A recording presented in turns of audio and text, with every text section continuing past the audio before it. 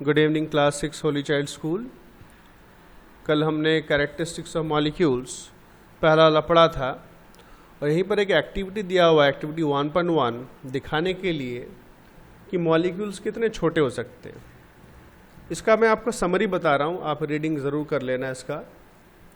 इसमें 3 बीकर लिए हुए हैं। बीकर यानी कांच के ग्लास टाइप होते हैं, उन्हें 50 ml का साइज़ है उसका, और 50 ml पानी सब में लेना है और उसमें आपको एक में, ठीक है ना, एक में आपको मतलब 3 नाम दे देना है, 3 ग्लास का, 3 बीकर्स का, एक का ए, एक का बी, एक का सी।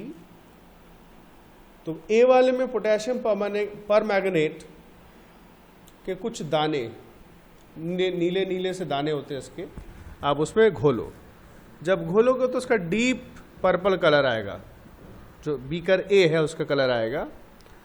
अब इसमें से 10 ml आप लो ये वाला कलर वाला सोल्यूशन, 40 ml पानी लो और बीकर बी में डालो आप, तो उसका भी कलर दिखेगा आपको पर्पल, लेकिन थोड़ा हल्का दिखेगा पहले वाले से, ए वाले से।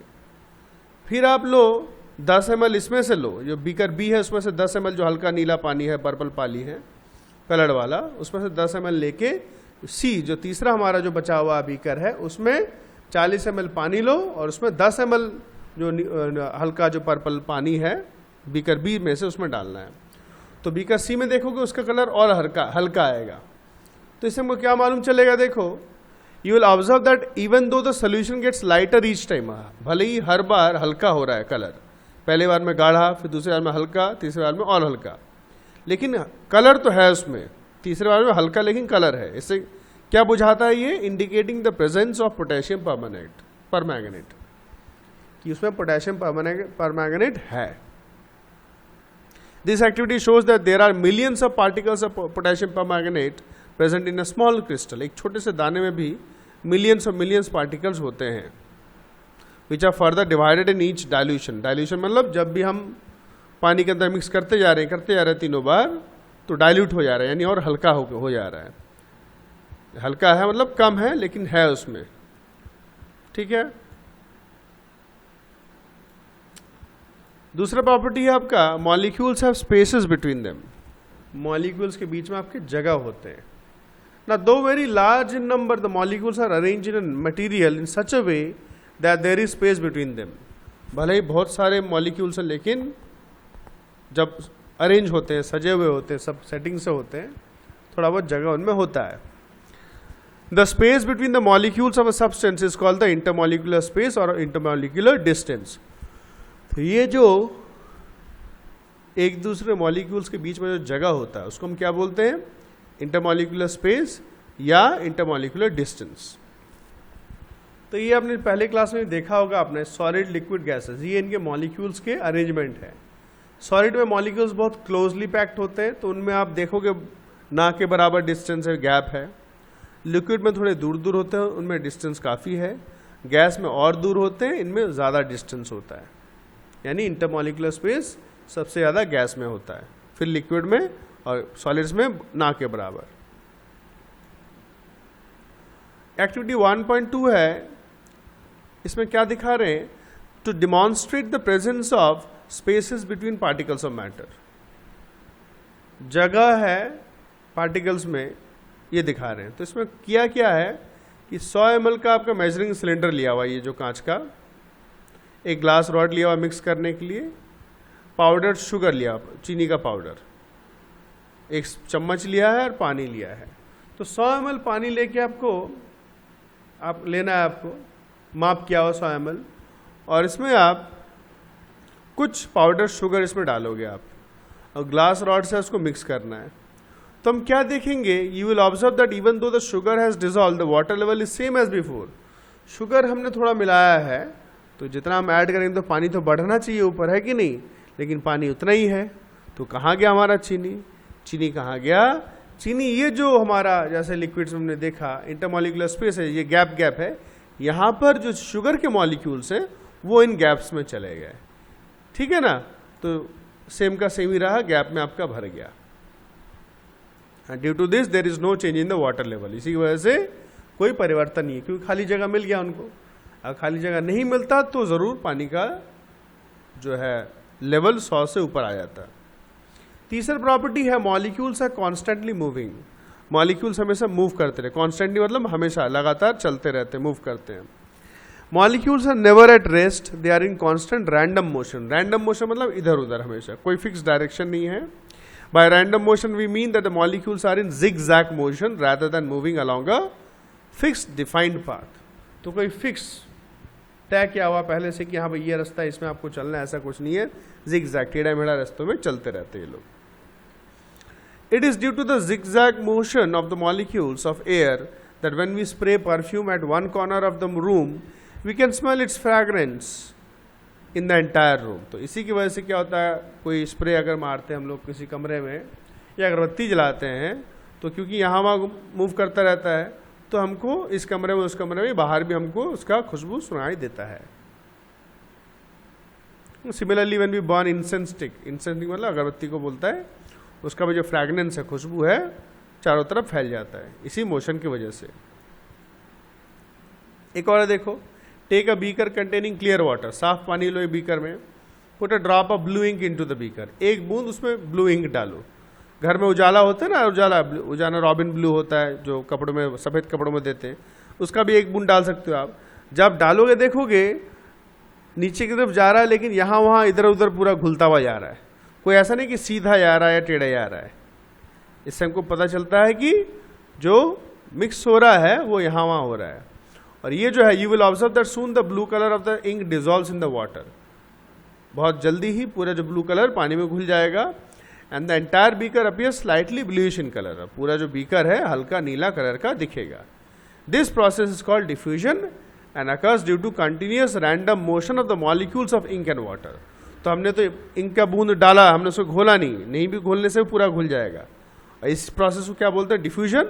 और एक क्यों होता है, अकर्स मतलब होता है, क्यों होता है, क्योंकि जो इंक के जो हमने अभी पढ़ा भी कि हर एक मैटर के मॉलिक्यूल्स के जो पार्टिकल्स हैं वो मूव करते रहते हैं यहाँ वहाँ। तो यहाँ वहाँ पूरा इंक के जो है पार्टिकल्स मूव करके पूरे चारों तरफ छितरा गए, फैल गए और पूरा पानी के साथ मिक्स हो गए।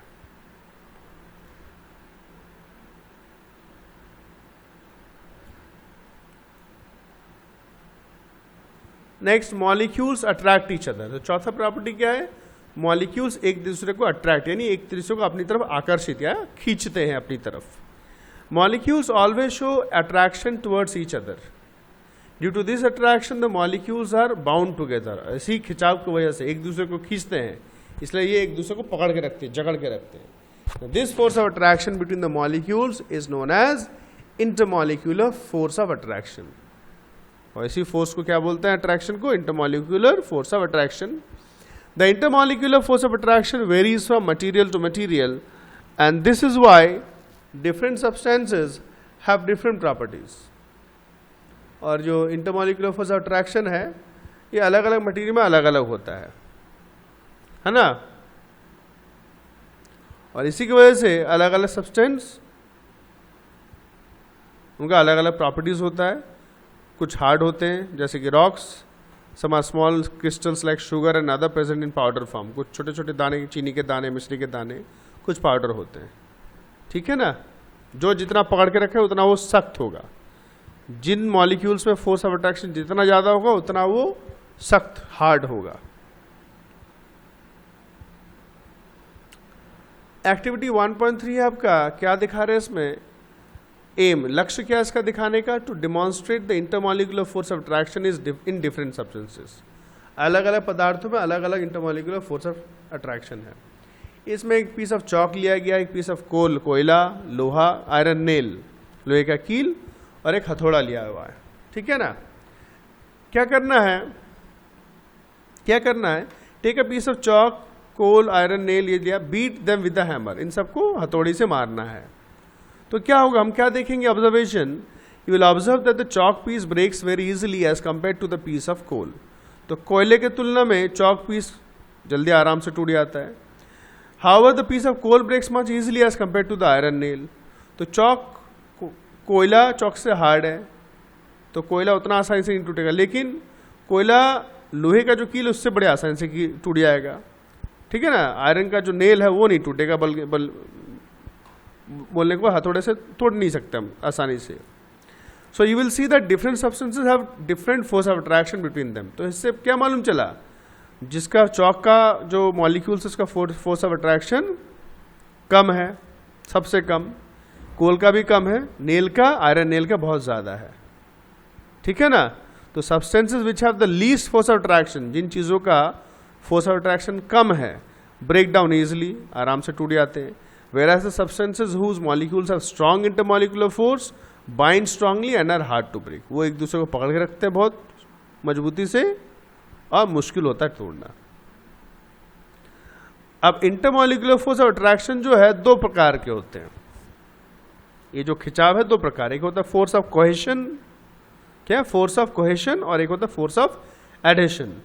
फोर्स ऑफ कोहेशन क्या होता है, the force of attraction that exists between similar kind of molecules is called the force of cohesion, एक ही तरीके के molecules. It is due to the cohesive force that molecules of a substance bind together, और इसी force की वजह से कोई भी जो substance है, चीज़ है, वो एक साथ मिला हुआ रहता है, एक साथ जुड़े हुए रहते हैं। जैसे कि the force of attraction existing between molecules of water, mercury, wood, glass, etc. is the force of cohesion. जैसे पानी है, देखो पानी एक ग्लास में रखोगे, कटोरे में रखोगे, पानी तो एक साथ ही रहता है ना कटोरे के अंदर, ऐसा नहीं फट जाता हो, ठीक है ना। अब फोर्स ऑफ एडेशन क्या है, the molecules of different substances exert force of attraction on each other, अलग अलग सब्सटेंसेस जो हैं एक दूसरे के ऊपर फोर्स ऑफ अट्रैक्शन का प्रभाव होता है। The force of attraction that exist between different types of molecules is called the force of adhesion.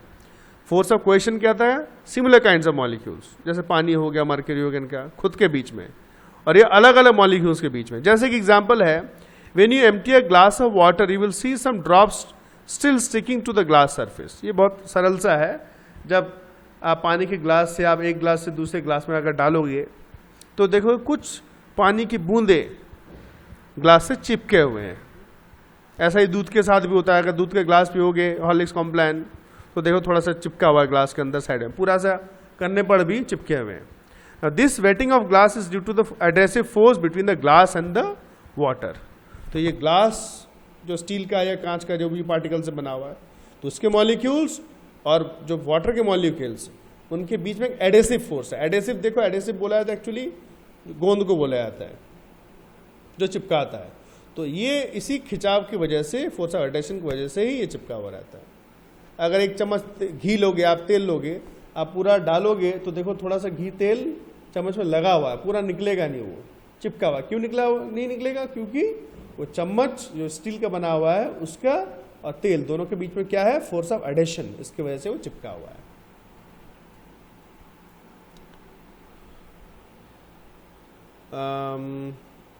पहला वाला आपका गलत है बेटा, matter. Matter is anything that has mass and occupy space.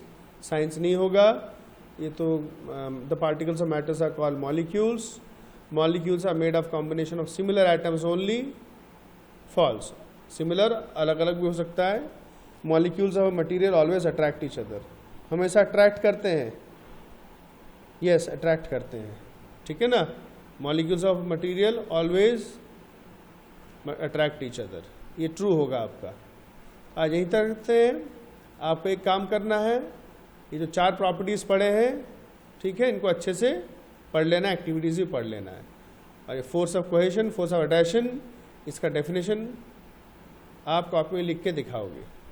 Thank you very much.